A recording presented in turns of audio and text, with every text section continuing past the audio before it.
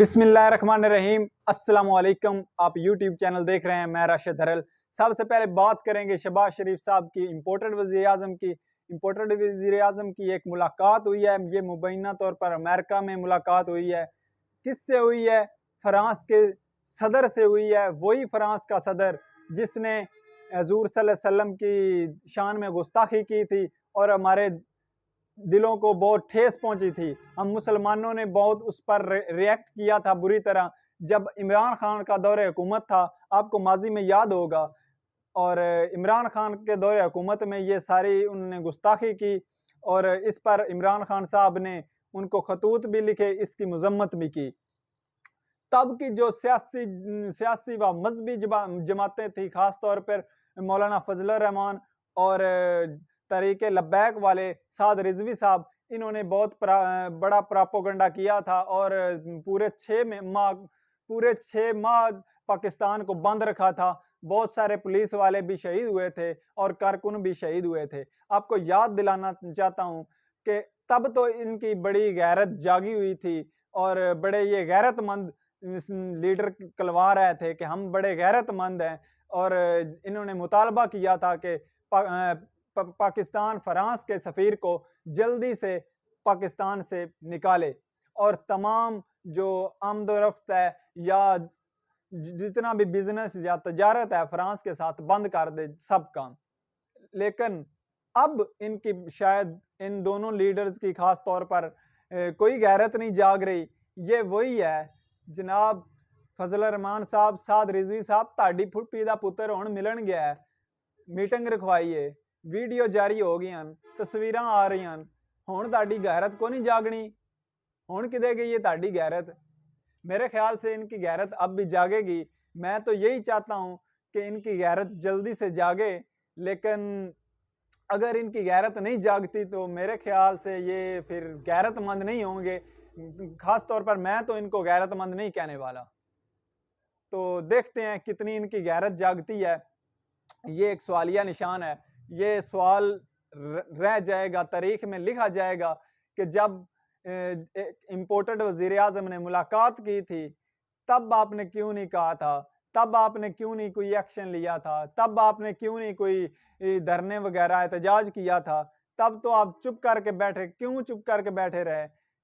तो मुझे तो लगता है उस वक्त भी जो लोग इमरान खान साहब के खिलाफ थे, जो लोग बड़े डोरे हिलाने वाले हैं, उन्होंने भी इनकी डोर हिलाई होगी। लेकिन देखते हैं अब कब तक इनकी गैरत जागती है, या ये जो लफ्ज़ है वो मैं बोलता नहीं हूँ, आप समझ गए होंगे क्योंकि आप अहले इल्म है। मैं सादे से लफ्ज़ यूज़ करता हूँ क्योंकि सादा सा बंदा हूँ और सादे से लफ्ज़ यूज़ करता हूँ क्योंकि जितना सादा हो सके आपको समझाने की, मेरी खबर की आपको समझ आ जाएगी कि मैं कहना क्या चाहता हूँ।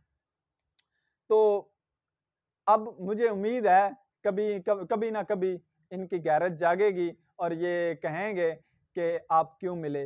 दूसरी तरफ एक और खबर आई है, ये बहुत ही बुरी हमारे लिए खबर है क्योंकि जो शराइत रखी गई हैं आईएमएफ की, उसमें एक शर्त ये भी थी कि जो नॉर्मल लोग नहीं हैं या ट्रांसजेंडर हैं, उनका भी वो कानून बिल पास किया जाए पाकिस्तान में। मुबैना तौर पर ये काम हो चुका है, आज से 3 दिन पहले ये काम हो चुका है, बिल पास हो गया है।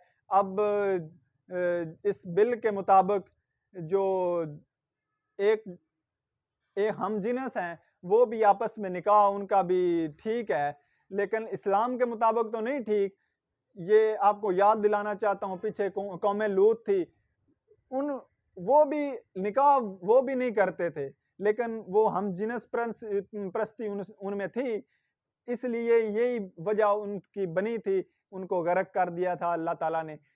तो हमारे मुल्क पे भी पता नहीं ये कैसा अजाब आ गया है और हमारी उस पार्लियामेंट में किसी को शर्म तक नहीं आई, किसी ने कोई भी इकदाम नहीं किया। खास तौर पर पीटीआई तो बीच में थी ही नहीं, तो जिसने मुखालफत करनी थी, किसी ने सब मौलाना फजल रहमान और ये तमाम उलमाए दीन के ठेकेदार वहीं बैठे रहे और इन्होंने कोई कुछ नहीं कहा, कोई मुखालफत नहीं की, कोई किसी किस्म की तकरीर नहीं की।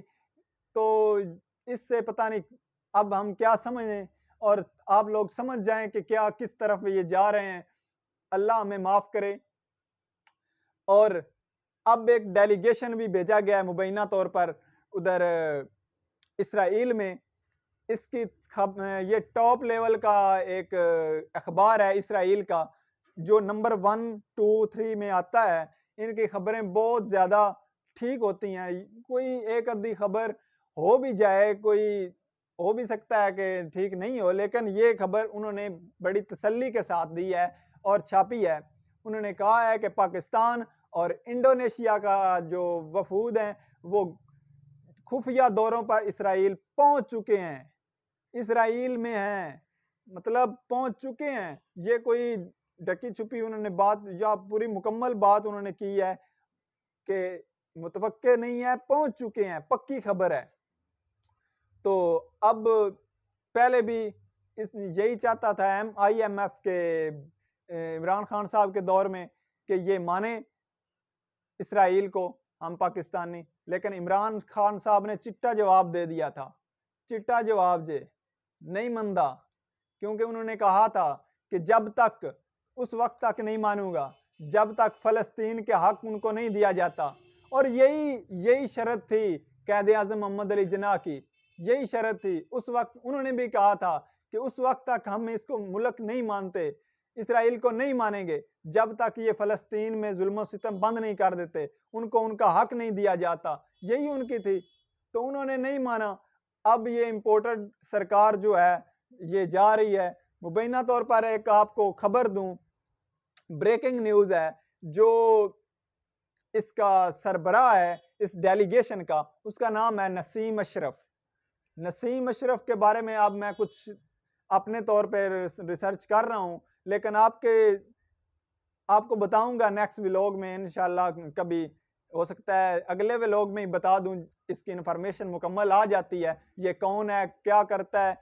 लेकिन थोड़ा सा इसका बता दूं कि ये मुशर्रफ के दौर में एक वजीर रह चुका है, तो ये काबीना का हिस्सा रह चुका है। ये इसी सारे इन एजेंडों का पहले भी इसको पता है और पीपल्स पार्टी से ही इसका ताल्लुक है।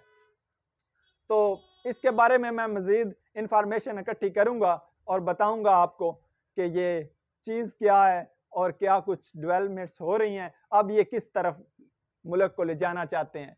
पहले ही हमारा मुल्क डूब चुका है। दूसरी जानब एक चीज़ देखें तो मलका बरतानिया के जो आखिरी रसूमात है उनका बहुत फिक्र था हमारे इम्पोर्टेड वज़ीर आज़म को, क्योंकि ये देखें कितना कैसा मेयार है। उनकी बरतानिया की टीम, हमारी क्रिकेट टीम जो है हमारे मुल्क में आकर खेल रही है, दूसरी जानब हमारा इम्पोर्टेड वज़ीर आज़म, हमारा मुल्क डूब रहा है, तो उसकी रसूमात की पड़ी हुई है, आखिरी रसूमात में वो शामिल हुआ है। तो ये देख लें कितने इम्पोर्टेंट था वहाँ जाना।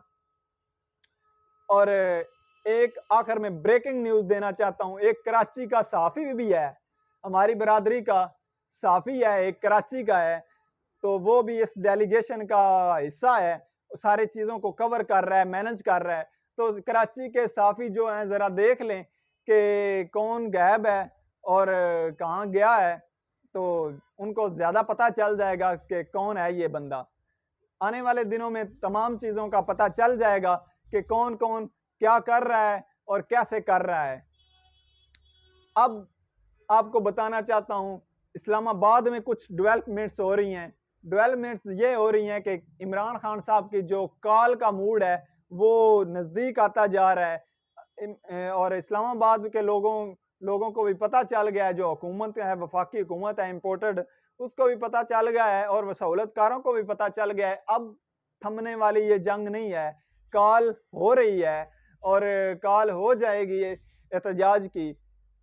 तो इस पर राणा सनाउल्लाह वज़ीर दाखिला है जो मूंछों वाला, वो एक कुछ तैयारियां कर रहा है इस एहतजाज को रोकने की। मुबैना तौर पर खबर आई है कि ड्रोन के जरिए की जाएगी शैलिंग, और 20,000 सूबों से भी कुछ नफरी मंगवा ली गई है, मंगवाने की इस्तदा की गई है, गुजारिश की गई है। 20,000 के करीब पंजाब से, 4,000 के करीब सिंध से, और कुछ और बाकी सूबों से भी नफरी मंगवाने का जो लेटर है वो लिखा है, लेकिन मेरा नहीं ख्याल कि सूबे इनको कोई नफरी देंगे।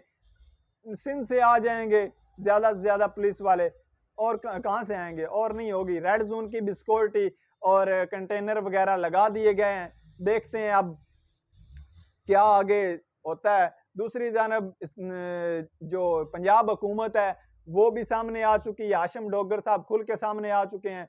वो इंशाल्लाह कह रहे हैं कि हम गिरफ्तारियां भी करेंगे, सारा कुछ करेंगे, और जो भी जिम्मेदार होगा, कानून तोड़ेगा, उसको हम पकड़ेंगे। आईजी को इन्होंने बुलवा लिया है, वफाकी हुकूमत ने, पंजाब के आईजी को, कि वो इधर इस्लामाबाद में आके अपने फराइज सारे अंजाम दे। देखें अब क्या होता है। आमने सामने आ गया ये जंग पंजाब और वफाकी हुकूमत की। इस्लामाबाद और पंजाब आमने सामने हो गए हैं, कशीदगी बढ़ती जा रही है। पहले भी मैं कई दफा बता चुका हूं कि आने वाले जो 2 हफ्ते हैं या कुछ दिन है, आने वाले जो कुछ दिन है बहुत ज्यादा इंपॉर्टेंट हैं, बहुत ज्यादा अहम है, बहुत ज्यादा तब्दीलियां होने वाली हैं, बहुत ज्यादा गिरफ्तारियां होने वाली हैं। रजीम चेंज, बहुत कोशिश की जाएगी रजीम चेंज करने की, लेकिन आपको यह भी बता दूं कि रजीम चेंज अब नहीं हो सकता। कप्तान को एक ब्रीफिंग दी गई है, जो उन्होंने मीटिंग बुलाई थी उसमें ब्रीफिंग दी गई है कि रजीम चेंज तो हो ही नहीं सकता, क्योंकि मुबैना तौर पर उनको 186 अरकान की जरूरत है, तब अदम एतमाद आ सकती है। 186 वो कैसे पूरे करेंगे? अब तो उनके 5 जो है पहले ही नोटिफाई नहीं हुए, तो वो भी 5 नहीं है। तो इसमें अगर 10 अरकान मिला दे जाएं काफ लीग के, तो फिर भी 186 की तादाद नहीं पूरी हो सकती। लिहाजा इससे अदम एतमाद तो आ ही नहीं सकती। कैसे गिराएंगे हुकूमत? हुकूमत तो गिर ही नहीं सकती किसी तरीके से भी।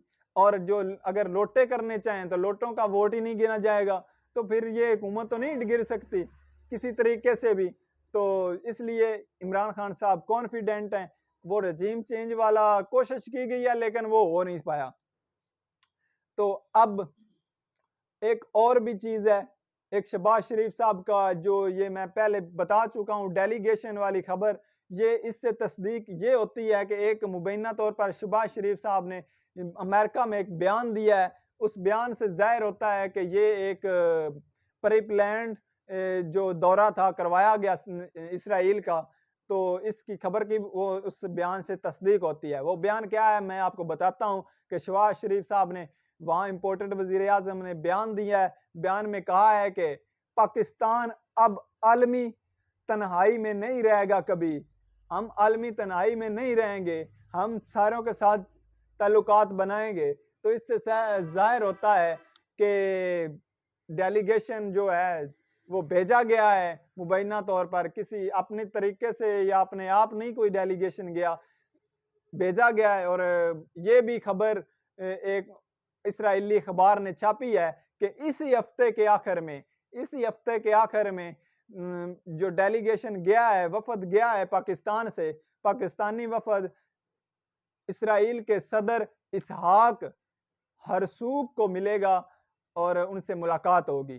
तो इससे ये तो बड़ी बड़े दावे हैं, देखते हैं अब क्या होता है। इससे भी कोई साद रिजवी वगैरह या कोई और फजल रहमान की पता नहीं गैरत जाग ही जाए और वो इस पर एहतजाज कैसे करते हैं, अब ये देखना होगा। और आप भी देखते रहिए। मुझे इजाज़त दें, अपना ख्याल रखें, अपने इस चैनल का सब्सक्राइब भी कर दें। अल्लाह हाफिज़।